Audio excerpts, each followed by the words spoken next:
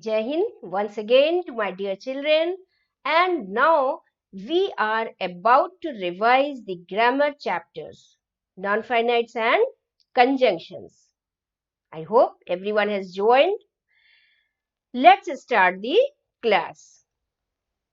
Welcome children to the revisional class, and in this revisional class, first we will start our uh, non-finite forms.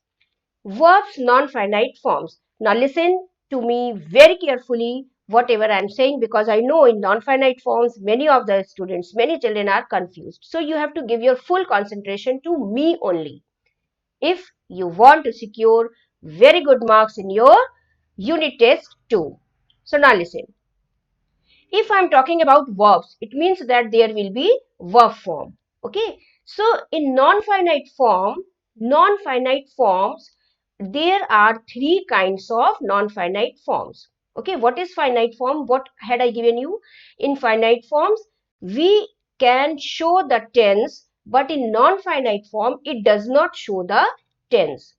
Finite form, it can be changed according to the plural or singular number, first or second person.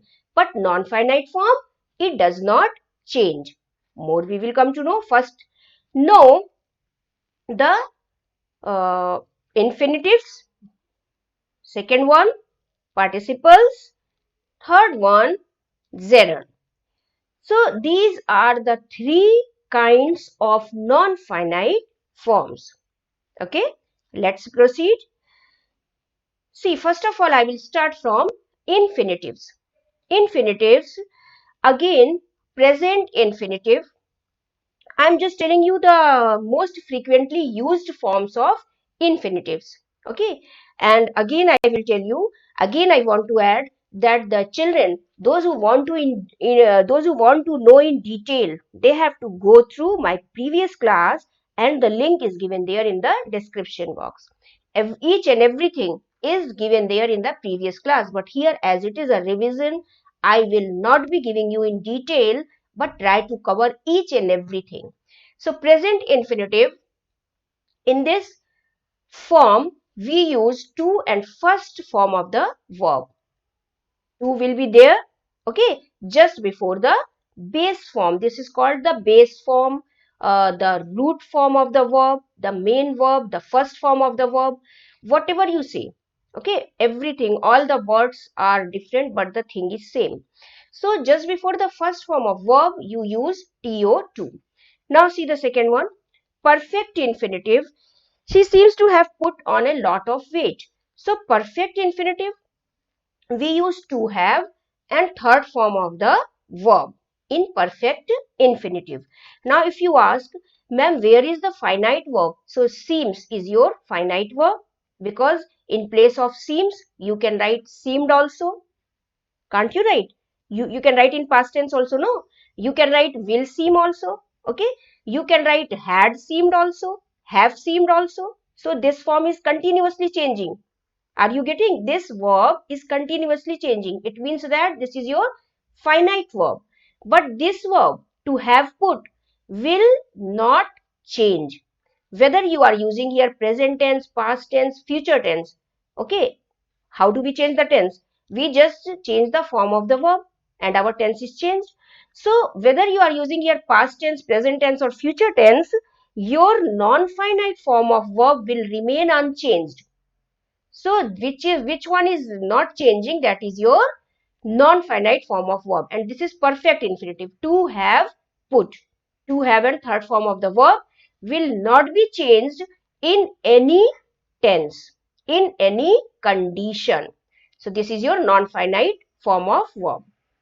See the next one, bare infinitive means the infinitive without to, which we had done in the previous class right now. Okay. So sleep is your that infinitive which has been used without to. The child did nothing but sleep. After but, see, your one more chapter is being prepared through this example. I have deliberately chosen this example so that you should know that after but conjunction, we don't use to. Clear? The child did nothing but sleep. So sleep is your bare infinitive. Bare means without to. Next, the next example of bare infinitive. I saw the clouds gather in the sky. So this is also one of the example of bare infinitive. If you remember, I had given you in the previous class the infinitives which are just verb of perception. Some verbs I have given you, some particular verbs I had given you. So these are the verbs of perception: see, hear, know, feel. So with these verbs of perception, we use the infinitive without to. There are many more verbs which I had given there. For that, you have to go in the previous class. Okay. So see is your finite verb, because I have used here the second form of verb, saw. So you can see that the finite verb, the form is changing. Okay. So in finite verb, we can change the form.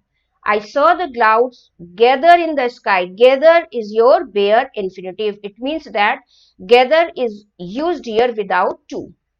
So in infinitives, these are the most frequently used forms of infinitive: present, perfect, and bare infinitive. Now let's see. After dare and need, we use in affirmative sentence to. Very few people dare to challenge the society. Means whenever dare word is written there, or whenever need word is written there, we can use to just before the first form of verb. But when we cannot use to, in negative sentence, we cannot use to after dare or need. I have given here only one example. In place of dare, need can also be written. Okay. So if need is written there or if dare is written there, so in negative sentence, don't use to. People often dare not challenge. After dare not, you cannot use to because it is a negative sentence.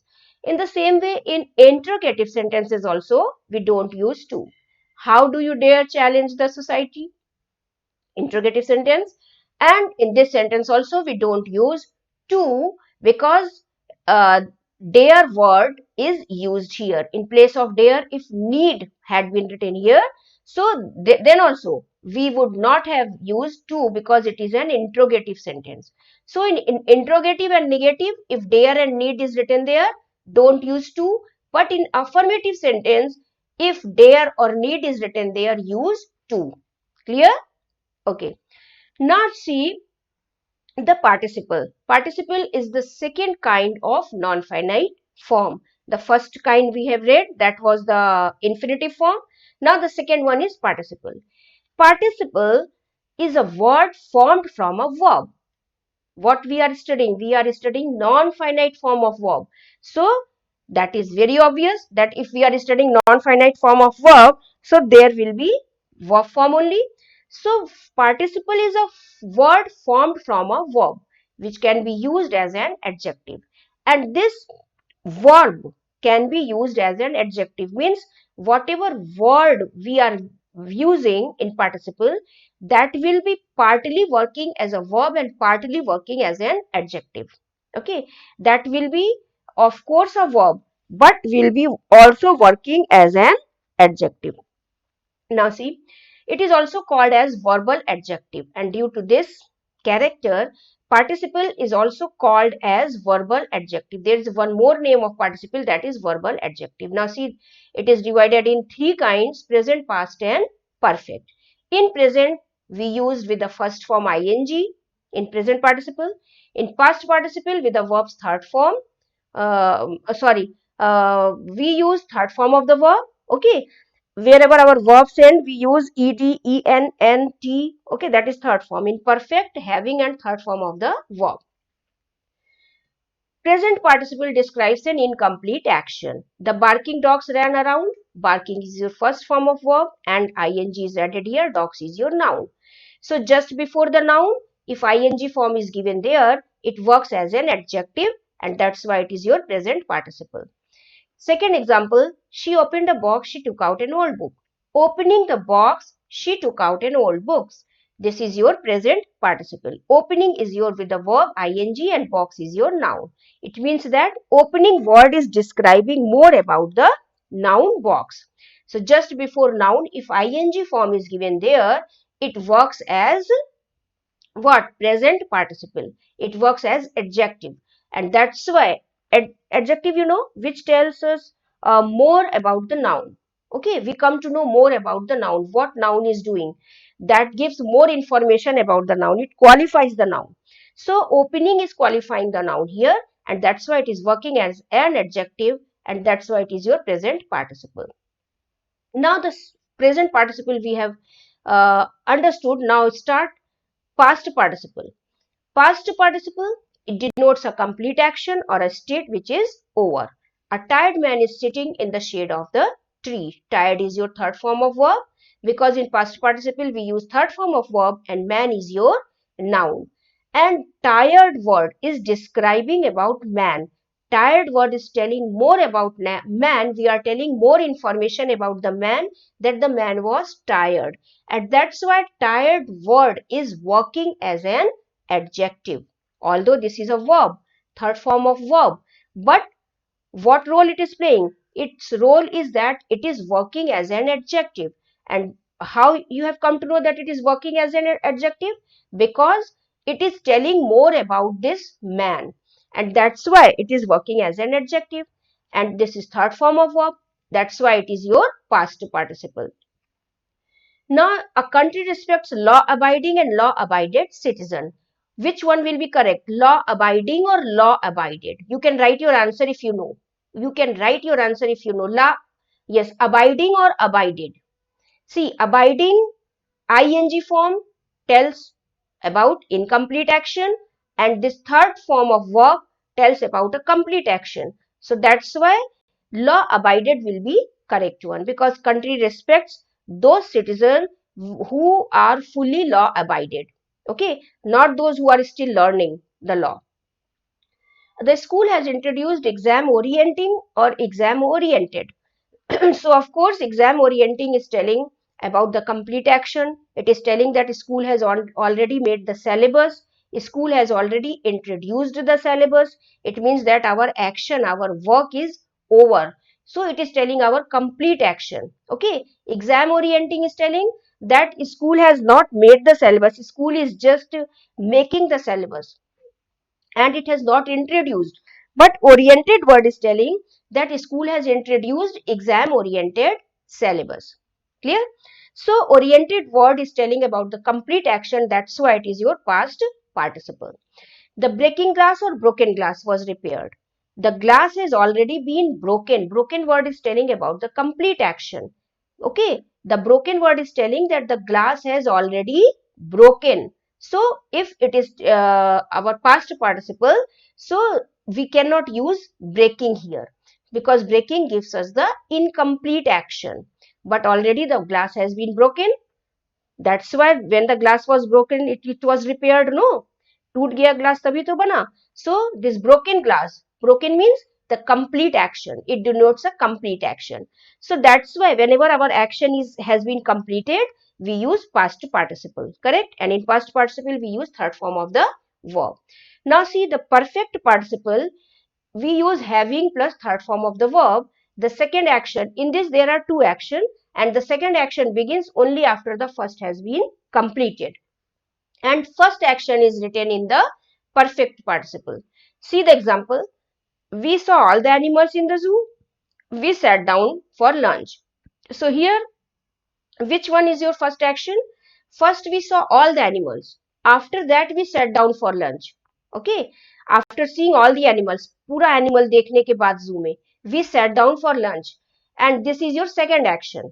No, देखने के बाद lunch के लिए बैठे. So we saw all the animals in the zoo. We sat down for lunch.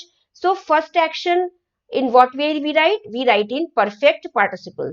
So in perfect participle, what is the form of making perfect participle? Having, and third form of the verb. So saw is the second form and third form is seen. So we will write having seen, and after that the full sentence we write. In place of full stop, we will give here a comma. Clear? Having seen is your perfect participle. In the same way, see the second sentence, both the actions are given there. Okay, first action. Which one is first action? He had lost all his money. This is the first action. After losing all his money, he went to his mother for help. So the first action will be written in perfect participle. In perfect participle, we write having and third form of the verb. And after that, we write full sentence, and here we give comma, which is already given here in the question also. So having right is your perfect participle. Clear? I hope you have understood. Now, gerund, the third kind of participle is gerund. It performs the function of a noun. It means that uh, in participle, we have come to know that the verb performs the function of adjective, but in gerund, the verb performs the function of noun, and that's why it is also called as verbal noun. Reading books is a good habit. Reading is in ing form and it is performing the action of a noun, and that's why reading is your gerund. He is fond of drinking water. So whenever any preposition comes, just after the preposition, whatever ing form comes, it becomes your gerund. Clear? In the same way, whenever your apostrophe comes, just after apostrophe, if ing form comes, it works as gerund. Clear? Well, children, I'm running fast because I have to tell you the conjunction also. Okay, you can see the video again, this class again, if you have any confusion. But I cannot wait. Okay, so what have I given you? I have given you these tricks to identify that if reading means ing form is given there in the beginning, it means that it is working as the noun or it is working as adjective. But it is not necessary that always your noun or this subject will be given in the beginning also. Sometimes that is given there in the mid of the sentence also. So how will you identify if it is given in the mid of the sentence? This is the easy trick, that just after preposition, if ing form is given there, immediately you have to identify that this is gerund. Just after apostrophe, if ing form is given there, immediately you can identify that it is working as a gerund. It is working as a noun. Clear?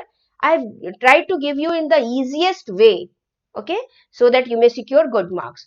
So there is no other more easy way to tell you than this. Okay, so this is your gerund.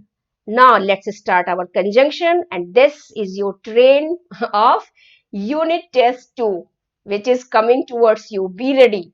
Okay, just to change the mood of my children, no, because they are bored after seeing again and again the pages full of content.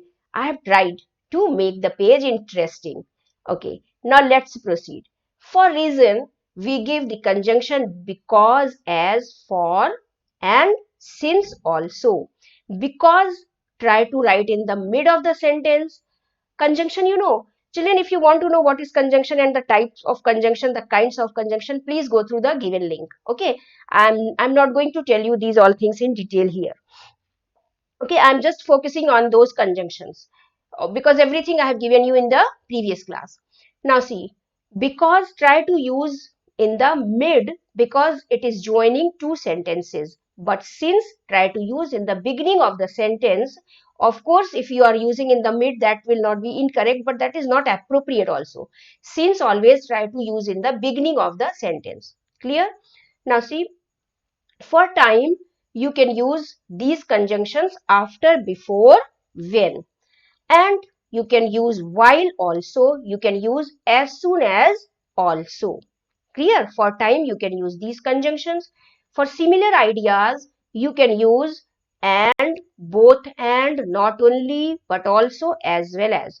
Now see, what is the most important? What is the common mistake which you children do? That after both is your, both and is your correlative conjunction. So in correlative conjunction, we have to maintain the balance. It means that similar words should come after correlative conjunction. What does I mean to say? That I mean to say that after both, if beautiful, the adjective is coming, so after and also any adjective should come. In the same way, after not only, if any adjective is coming, after but also, there should be an adjective also. It is not necessary that only adjectives are there. There can be verbs also, there can be adverbs also. But I mean to say that there should be proper balance. There should be equal balance in your while using your correlative conjunction. What happens that sometimes the children, they write after not only here their verb, and after but also here they write their adjective, which is incorrect. Okay, after not only, if any adjective is there, after but also there should be an adjective only. It means that there should be a proper balance. To maintain the proper balance, we have to use our correlative conjunction in this way. As well as, according to he, if as well as conjunction is given there, so according to the first subject we use our verb. Is your helping verb. Parents is your plural, but we have used here is. Why have we used? The reason is that our correlative conjunction is as well as, and we use, if as well as is written there, we use our verb according to the first subject. Clear? There is a chapter, uh, subject verb agreement. Okay, I will give you more in detail, but for today it's enough to understand that is sufficient for you to understand that if as well as conjunction is given there, so use your verb according to the first one subject. Clear? Now next one. For contrasting ideas, we use the conjunction but, is still, while, whereas, nevertheless, yet active, though, although. Now see, yet active, yet is your conjunction and active is not your conjunction. Okay, I have just read because I am reading everything fast. Contrasting ideas. But is used for contrasting ideas. Rich, happy. Contrasting ideas are there. Sorry, not happy. Contrasting ideas are there. Two opposite ideas are there. Because it is considered the person who is rich will be happy. If we are very rich, so what we are considered, that we are very happy, we can purchase everything, we can get everything. But here contrasting idea is given there, that he is rich, he is not happy. So this is just opposite idea, no? And that's why we have used here but. So for contrasting ideas, use but. One mistake which you children do, that is in using this conjunction although and though. Whenever although or though conjunction is written there, you can use here comma or you can use here yet. But this conjunction you cannot use. Which conjunction? But. But conjunction you cannot use. You can use yet conjunction. Yet, yet you can write in place of comma here. In place of comma you can write yet. But you cannot write but. It means that with although and though, yet can be written. With although and though, but cannot be written. Okay, you can write, you can use only the comma also. Although he ran fast, he could not catch the train. This is also correct. For purpose we use this conjunction. What mistake you do, that this lest conjunction, whenever lest conjunction is written there, lest is always negative. Okay, so as until and unless conjunctions are negative, in the same way lest is also negative. So whenever lest conjunction is written there, you cannot write here not. He ran fast lest he should not miss the train. Lest is negative, ऐसा ना हो कि, okay वो तेज दौड़ा, ऐसा ना हो कि ट्रेन छूट जाए. तो ऐसा ना हो कि is coming with this word only, lest, and that's why you need not to write here not. And one more important thing, after lest you have to use the this model should only. In place of should, if you are writing would, will, may, might, any other conjunction if you are using, your answer will be incorrect. So after lest, use only should. And second thing, after lest, don't use not. Okay, these two important things you have to remember. For choices, you have to use these conjunctions. One mistake which you do, see, so first of all, see this, he is either mad or sad. This is the correct one. But if you are writing either he is mad or sad, this will be incorrect. Why this will be incorrect? because you are using your correlative conjunction. And right now, what have I told you? That in correlative conjunction, there should be a proper balance. There should be, means just after either, not only but also I have told in the same way, just after either, if any adjective is written there, after or also there should be an adjective. But here what is written there? After either he is written there, and after or sad is written there, and that's why it is incorrect. He is your pronoun and sad is your adjective. But we are talking about this single person he, and that's why we should write in this way. This is the correct one. He is either mad or sad. In the same way, in all the correlative conjunction, you have to keep this thing in mind. He is neither mad nor sad. Hurry up or hurry, or you will miss the train. Else also you can use. For result or effect, you can use such yes, this I was talking about, that child, Rishabh. I have remembered your name, Rishabh. Again and again, I'm just calling your name because you were the only one who asked this question. So, after such a letter, you have to use that only. Okay. So that, so as, these all are telling us the effect. So as is used in negative sense. You are not so wise as your elder sister. So, this is giving us the negative sense. But first of all, see here the doubt. He wrote such a letter that she felt annoyed. So after such, is written there, it means this is our noun. Okay, what have I given you in the previous class? That after a or after the, whatever comes, that is your noun. And after such, we always write the, because here it is a noun. And after so, always there is any adjective or adverb. Okay, and after so, we write our that. So when so is written there, always use any adjective or adverb. If such is written there, always use any noun.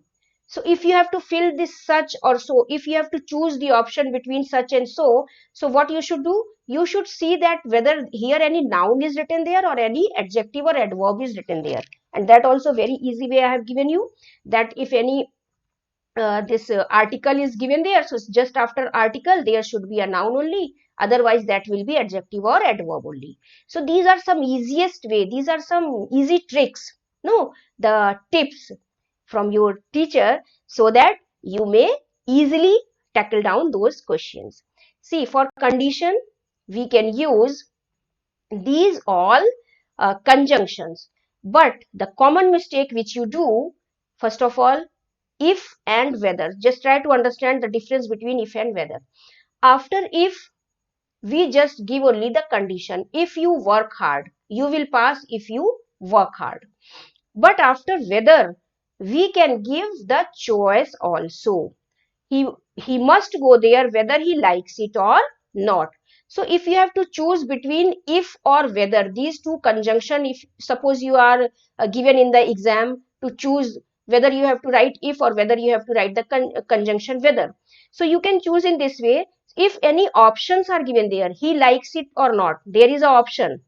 Option है ना कि उसको पसंद आए या नहीं. So he likes it or not, there is a option, there is a choice. So if any option is there, use whether. If any only condition is there, if you work hard, this is a condition, use if.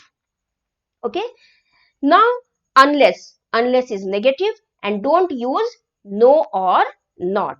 Unless you work hard, you cannot pass. So unless you do not work hard, here you cannot write no or not. That will be incorrect, because unless means jab tak nahi, jab tak nahi. Jab tak nahi means it is giving you the negative sense. So unless you work hard, don't use here not. Correct. Now see the next one. Inclination of action, inclination of recent past, and these all are the conjunctions which you can use for inclination of action and indicator of recent past. I stepped out of my house, just then it began to rain. Okay, means indicator of recent past. He has just gone to college, just gone, inclination of action. The child is crying just because. Let me finish my work, then I will play. Okay, so these all are the examples of your inclination of action, indicator of recent past. In this, you have to understand only this much, that we can use just then, just because, and then also as our conjunction. Okay, children, I hope enough you have read, and that is sufficient for you for today. Thank you. Let's finish our class so that you may also take rest. And yes, that is also important, to take rest. Enough you have read. Now take rest and try to revise the chapter. Just after taking rest, try to see the chapter once more, so that if you have any doubt, it may be clarified. Go through the link also, the previous link also, so that, see, in your MCQ, whatever unit tests are coming, in your MCQ, you have to choose only the options. So if you understand each and everything, that will be very easy for you to write the answer, whether it is literature or it is grammar. And that's why I have tried to give you everything in detail. I hope you have understood whatever doubts you have. All the best for your unit test. Goodbye, children.